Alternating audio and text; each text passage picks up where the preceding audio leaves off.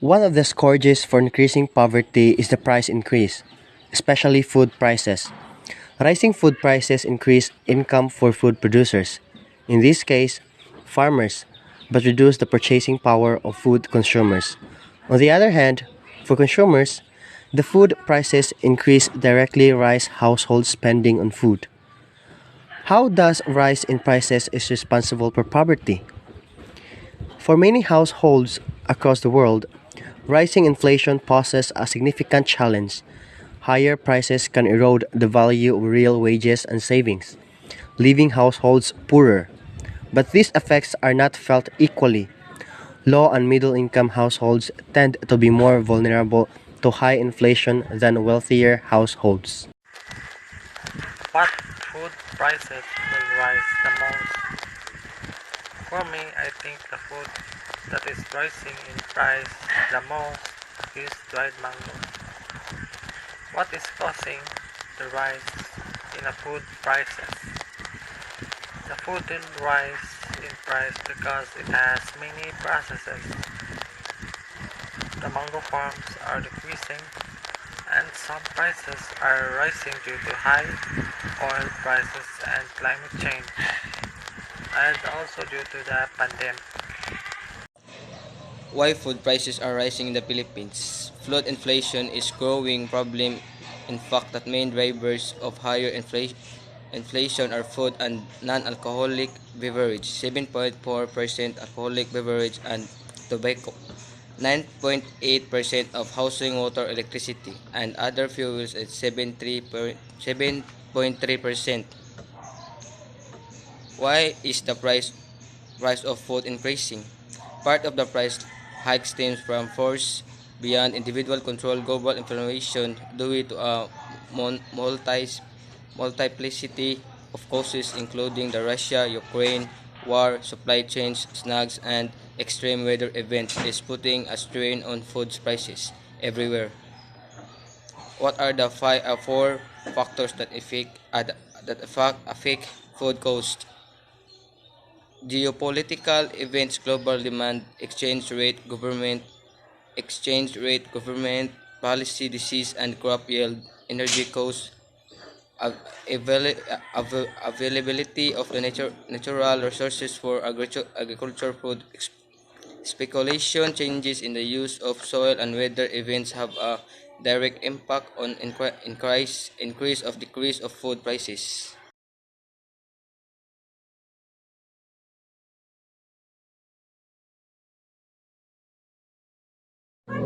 Poverty. International level. As per World Bank estimate, a person who earns income less than 1.25 per dollar a day at 2005 prices is considered below the poverty line.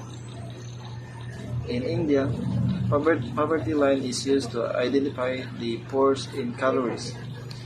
People in rural area needs 2,400 kilogram calories intake and 2,100 kilogram calories in urban area. Poverty ratio. No of people below the poverty line, 100 total of population. Reason of poverty. One of the main causes of poverty is the continuous expanding army of unemployed in our country. The job of seekers is increasing in number at higher rate than the expansion in employment opportunities in our country. Eradication of poverty.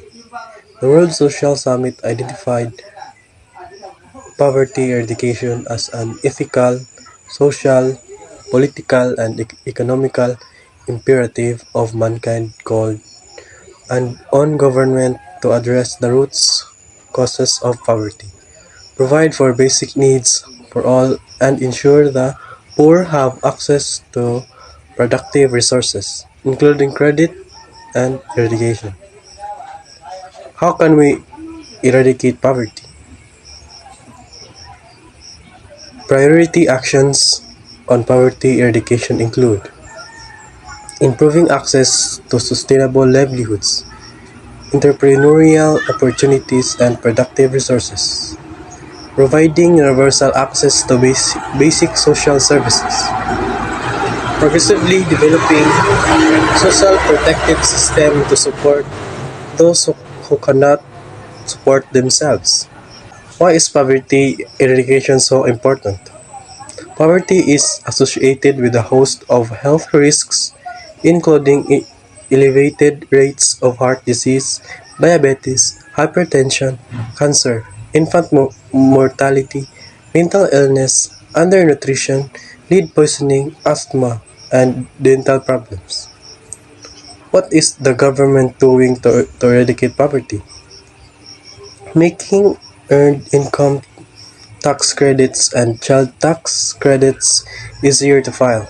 The earned income tax credit and child tax credit are highlighted as one of the most important anti-poverty tools at the government's disposal. Together, the tax credits keeps millions of people out of poverty each year. Unsustainable income generation, employment initiatives, capacity building, and skills development, organize individuals or groups, and provide funds in order to promote micro and small scale entrepreneurship. This is coordinated from the Office of the President through Poverty Education Coordination Unit. PECU was established to accelerate program update, particularly those in object poverty whose dignity has to be restored as a matter of urgency, and at the same time coordinating efforts of the other stakeholders.